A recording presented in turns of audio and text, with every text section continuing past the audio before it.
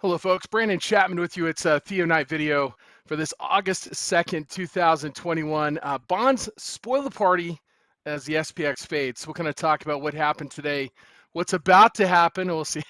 We'll see if we can predict the future today. Anyway, as we look at the S&P, you'll notice that we were up on the session early. We wilted throughout the course of the day. We finished near the session lows, down about 0.18%, which is not huge. But it's just reminiscent of where we're at right now as far as at highs, very similar we saw in early July. So as we're entering kind of a bearish seasonal pattern in early August, it makes you wonder, where's the S&P going? Are we going to rocket higher or are we going lower? And certainly part of this picture has to be interest rates. As you look at the 10-year yield, the 10-year yield opened basically down a little bit and yield up in price. And bond buyers continue to come in as yields continue to drift lower throughout the course of the day. And that happened across the complex. We look at 30-year yields down 0.44. We can look at 5-year yields, FVX, down about 0.52. So the point is that we're seeing rotation into bonds despite last week's disappointing 7-year auction. Traders continue to come into the bond space. Recent auctions have shown a little more foreign interest through indirect bidding. So it's an interesting position the market finds itself in. As we look over on the left, utilities led the way up 0.77% on the session. Materials took up the tail end at 1.121 down. Energy down 0.75. So we have the more cyclical names down. We have the more non-cyclical in terms of utilities up. The interesting juxtaposition is cyclicals versus staples, which are really on the opposite end.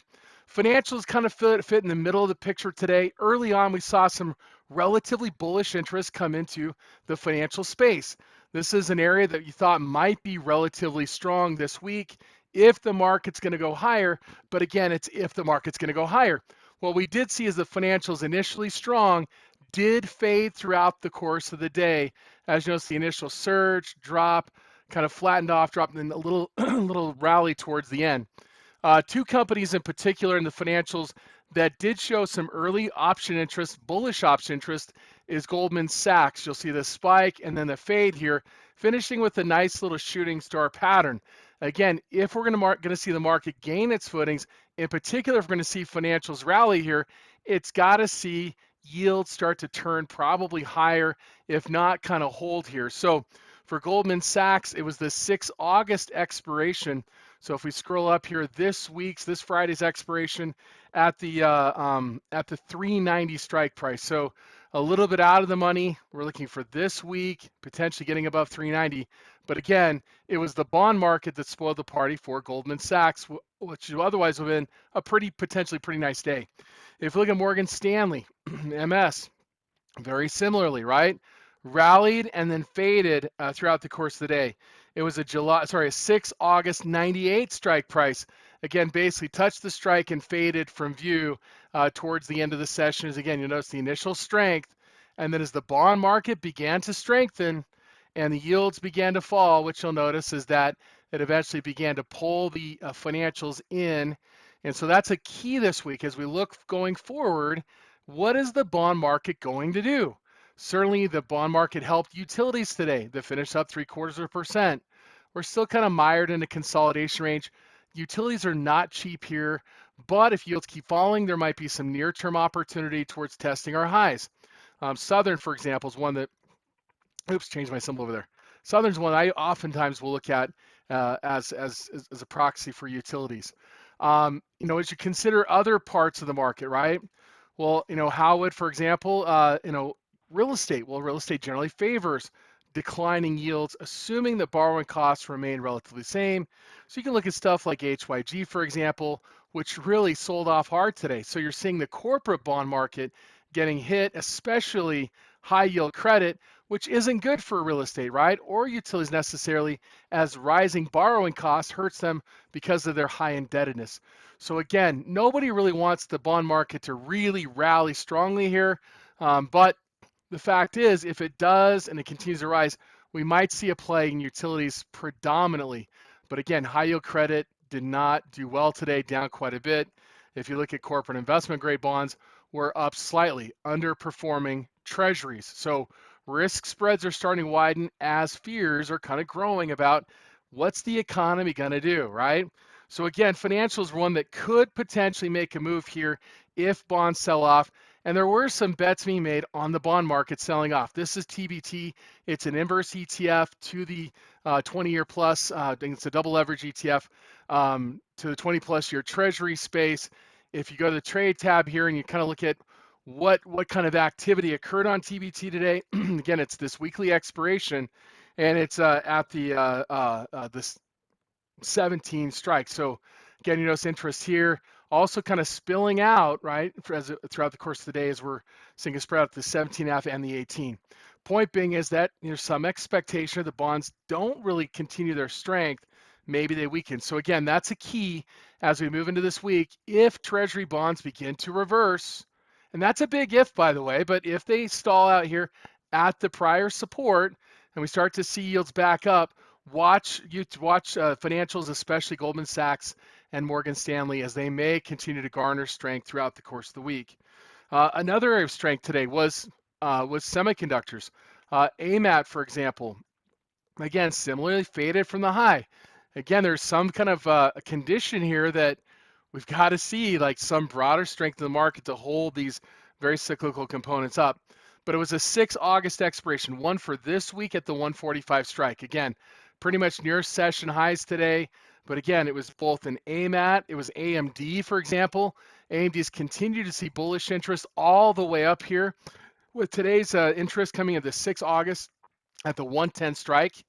So again, it's kind of where the session highs today did finish up on announced earnings today. Gapped up dramatically, did fade from the high. We did see some 6 August 45 strike come in today as well. So a lot of interest in that semiconductor space, even spilling over to ETFs or ETNs like an SOXL. Again, I would never encourage you to trade SOXL. This is a double leverage ETF that tracks the semiconductor space. You might trade like SMH or maybe a semiconductor stock, but we can use this for sentiment type purposes. As we go to the trade tab in here, what you'll notice is that in SOXL was an August 53 that came in today. So just kind of scroll down here, way out of the money, 14,000 contracts traded at that 53 strike, mostly buying. So what does this tell you?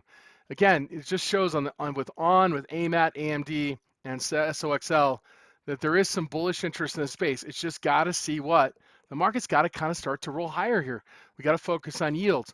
But the problem is that as we look at the periphery, for example, if we look at the VIX today was up, and it was up while the market was up earlier. Now the market faded, but again, the VIX continues to price in increased volatility despite earlier in the day, the S&P was up, very similar to last Monday.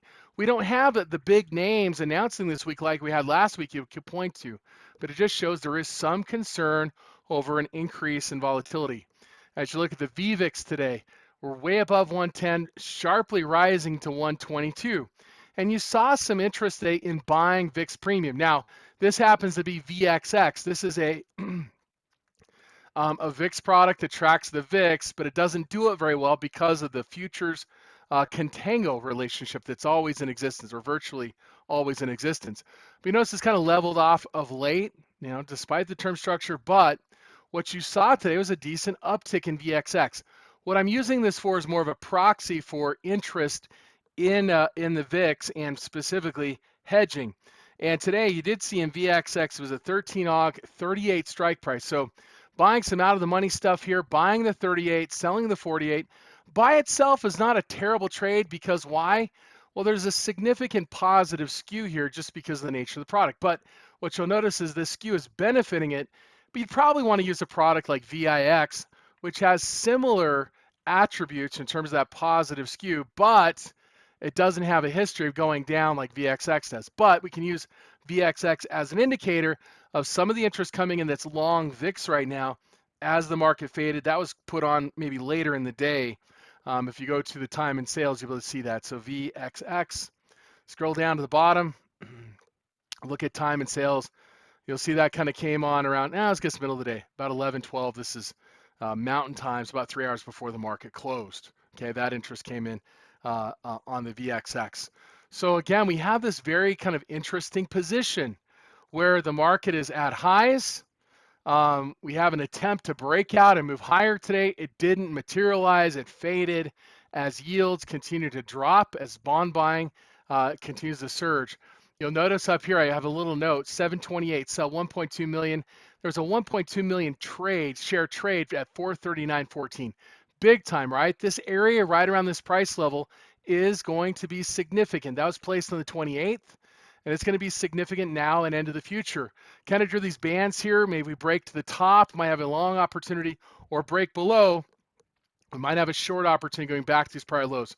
You'll notice back here, again, it's not common to see it, but when it does, I kind of try to make notes of it. You'll notice there was a trade here and a trade here, which boxed the price in. And when it broke back above, we made a nice rally, or we broke down below, we had it lower. So again, kind of key out that kind of 440 area. It's going to be significant. And again, you'll see today at least we were in that neighborhood. We didn't rally. We didn't break recent highs. In fact, we broke to recent lows despite it. If we look at IWM, the thought process last week, from my perspective, we might see some relative strength in small caps. That did fade today, right? So if the market's going to be strong, this might be a space that could show strength. But again, it wilted today as far as small caps. So again, we had some early bullish activity in financials, Goldman Sachs, Morgan Stanley, early bullish activity in semiconductors. We also saw some really bullish activity in the space that is tied to Bitcoin, right? So BTC, Bitcoin was lower, and it actually continued to move lower throughout the session and finished near session lows. But that didn't stop stocks like Mara, for example, similar to last Monday, where we got some bullish activity. More bullish activity coming in today on Mara. It was a 6 August, $30 strike price. So again, if BTC can get its footing and rally here, Mara is an area that you're seeing some significant trading activity, along with Riot as well, which did finish 1.5% higher today off its highs, but looking to get back towards that $40 area. And also BT. Again, this is one that saw bullish activity, option activity come in early, and it really kind of ran here. And then today actually broke out and formed a new high as we're approaching earnings. But remember, these companies are not great, meaning that they have negative operating income. Again, they're not really profitable mining Bitcoin, but they do attract interest when Bitcoin's doing well.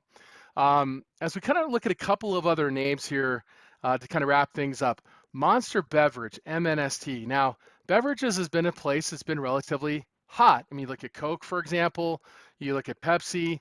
Unfortunately for Monster's not really participated in that rally. In fact, if we look at the gap here, back on the 23rd, we've been falling of late, and we have earnings coming up on the 5th of August. Now, today, what you saw was this 6 August. So again, that's going to encompass the earnings. When we come in here, you notice Monster has a $5 expected. Got to scroll up all the way here. If you look at Monster, it's got a $4.75 expected move for its earnings, which is pretty big, right? About 5%. But if you look at what happened today in terms of activity, you'll see that there was a decent sized trade being made expecting a bearish result. So while we might get that $5 move and the price could end up at 88 bucks or 88.30, you'll notice that this trade was placed at buying the 94 put, selling the 89, was expecting a downside move in Monster over its earnings on the 5th. So anyway, I thought that was interesting. Another one is NWSA. So if you look at NWSA, you'll notice the stock's really done nothing of late. It does have earnings coming up on August 5th. What was interesting, though, when you come to the trade tab, you look at today's option statistics, it was literally sizzling at 219% of 219 times average. Now, granted, that's not saying a lot when you got 6,000 of volume today. 71% traded at the ask price. So again, this is largely buy-side activity, buying call options. You'll notice here it was traded relatively quickly. But again, if you look at where it's occurring, it's the August $25 strike price. 5,400 contracts traded today at around 90 cents. Now, if you take this step further, actually look at the charts and look at the timing of what happened today and what happened to the share price in the stock. What you'll notice is as it occurred right here at 8.35. Well, if we go to the stock price today at 8.35, guess what? It was right there, right? 8.34, 8.35.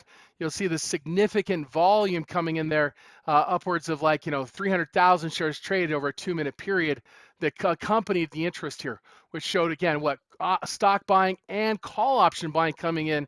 Again, earnings coming up this week. So again, it's one of those things where somebody's taking a bullish bet on NWSA prior to earnings. So again, maybe you only get the expected move here. And again, the expected move is $2. But you'll notice this option costs about 90 cents at the 25 strike. We're currently at 24.74. A $2 move to the upside would mean that option at least doubles in price. But again, it's just providing an indication of direction. So folks, that's today's video. Some stocks to look at, some themes to watch out throughout the course of the week. Hope this has been beneficial for you. We'll see you back tomorrow for another Theo Night video. Have a great one. Thank you.